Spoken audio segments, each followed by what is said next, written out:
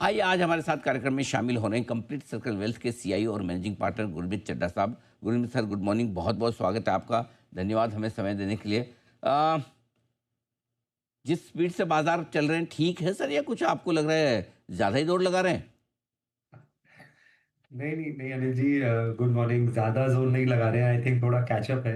हम्म, हमने ये भी देखा कि पिछले एक हफ्ते में थोड़ा सा यूएस मार्केट में सॉफ्टनिंग हुई टेक में। हालांकि एनवीडिया के नंबर बहुत अच्छे आए। सेकंड, थोड़ा सा कमोडिटी में भी कूल ऑफ हुआ है।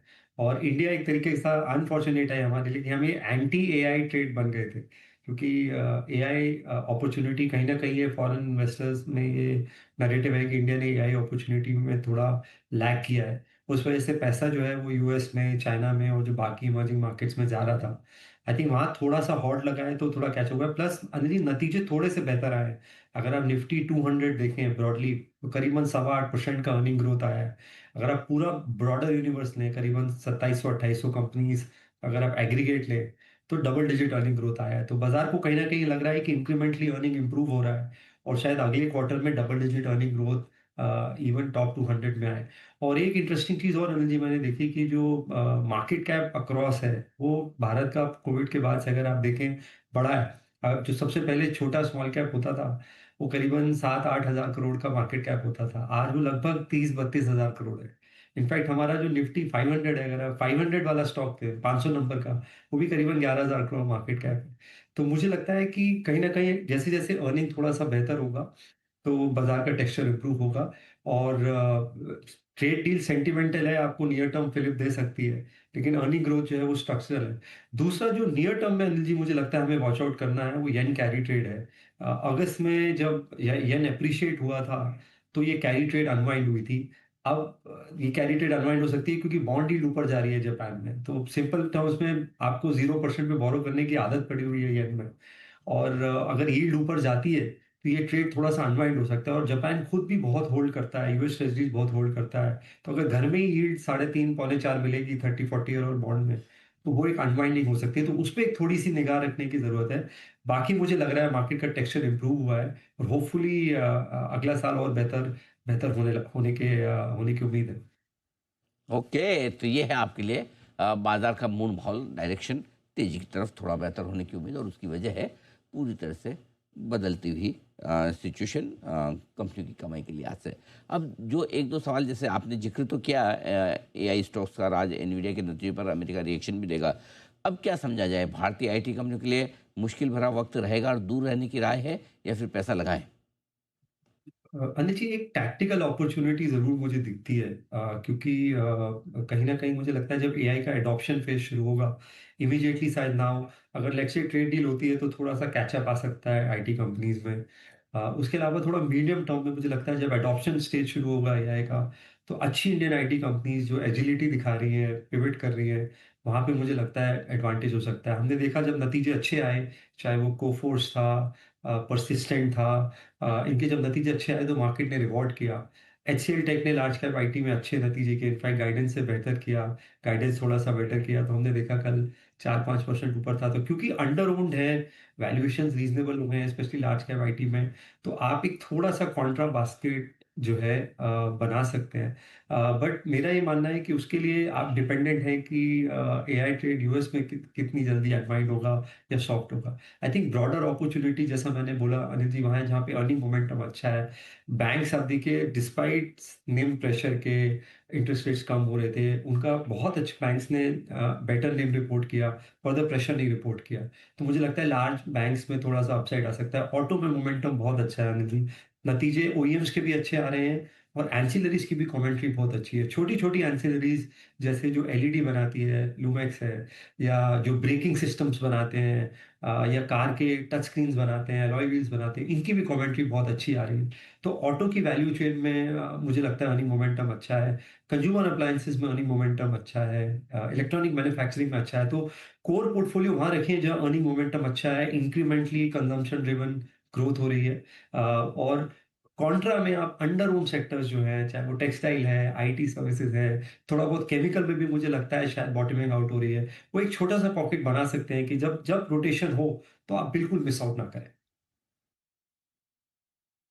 है आपके लिए आईटी शेयरों पर पूरी तरह से अप्रोच।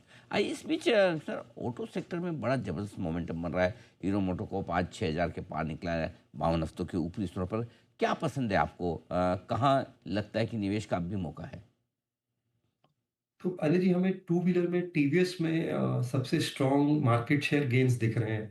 आप देखिए, उनका एक्सपोर्ट नंबर्स भी इम्प्रूव हुए हैं। कंपनी थोड़ा कंसोलिडेट करी है, अच्छा मूव आया पिछले 8-9 महीने में, अराउंड 3,500 के आसपास कंसोलिडेट कर रहा है। iQube बेस्ट सेलिंग ईवी है टू व्हीलर में, नतीजे बढ़ते जा रहे हैं, अच्छा कर रहे हैं। और जो प्रीमियम सेगमेंट है, वहाँ पे भी कंटिन्यूअसली मार्केट शेयर जो है गेन किया है, थ्री व्हीलर स्पेस में भी गेन किया है। तो टीवीएस टू व्हीलर में अच्छा लग रहा है। एम&एम हमें फोर व्हीलर में अच्छा लग रहा है, प्लस एम&एम का ट्रैक्टर और फार्म इक्विपमेंट प्ले भी है। और हमें ऑटो एंसिलरीज अच्छी लग रही है। दूसरा अनिल जी, जब इंटरेस्ट रेट्स नीचे आते हैं, बहुत समय से लोगों ने 6-7% पे ऑटो लोन देखे नहीं है। लास्ट शायद हमने ये 2005 से 7 में देखा था, जब मुझे याद है कि एक बैंक होता था एबीएन एमरो, अभी नहीं है।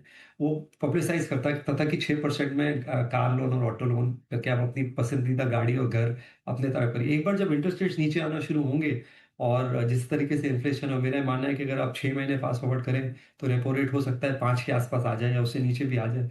तब एक और कंजम्पशन बूस्ट मिलेगा। इसके अलावा अनिल जी, एक जो कमेंट्री सुनी मैंने बैंक्स की, और मैं काफ़ी अर्निंग्स पे इस बार कमेंट्री पे ध्यान दे रहा था। एसबीआई की कमेंट्री मुझे बहुत अच्छी लगी। उन्होंने रिटेल पे तो अच्छा बोला ही कि वो अच्छी ग्रोथ देख रहे हैं। उन्होंने बोला हमारा कॉर्पोरेट लोन का 7 लाख करोड़ का पाइपलाइन, और उसमें से 3.5 लाख करोड़ जो है सैंक्शन हो चुका है।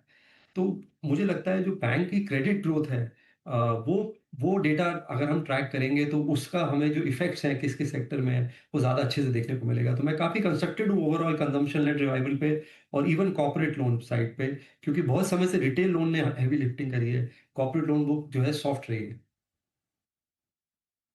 क्या अनुमान है, आपको लगता है कि जल्दी हो पाएगी? और ऐसे में अगर ट्रेड डील की उम्मीद में अभी से निवेश किया जाए तो कहाँ नज़र रखें?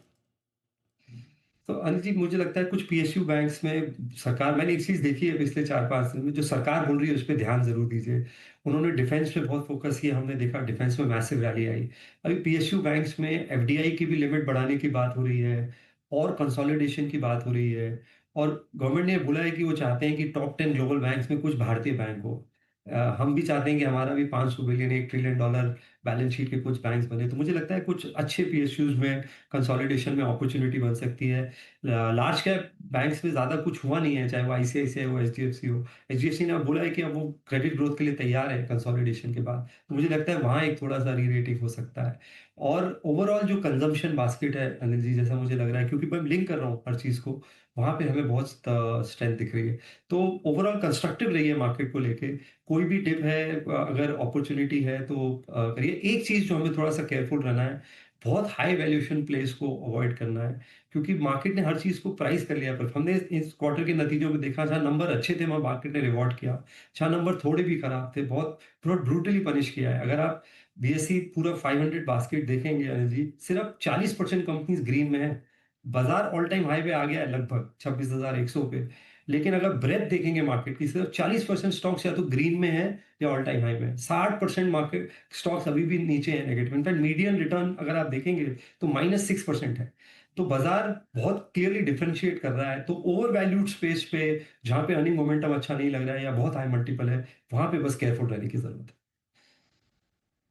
और ये है राय, बिल्कुल साफ गुरमीत सर की। सर बहुत बहुत धन्यवाद, समय दिया आपने। और आपकी बात सुनते सुनते थोड़ा बाजार को थैंक यू। जोश भी आया। फिर से 26,115 पर पहुंचा, दिन की ऊंचाइयों की तरफ पहुंचने की कोशिश निफ्टी करता हुआ दिख रहा है। Thank you sir.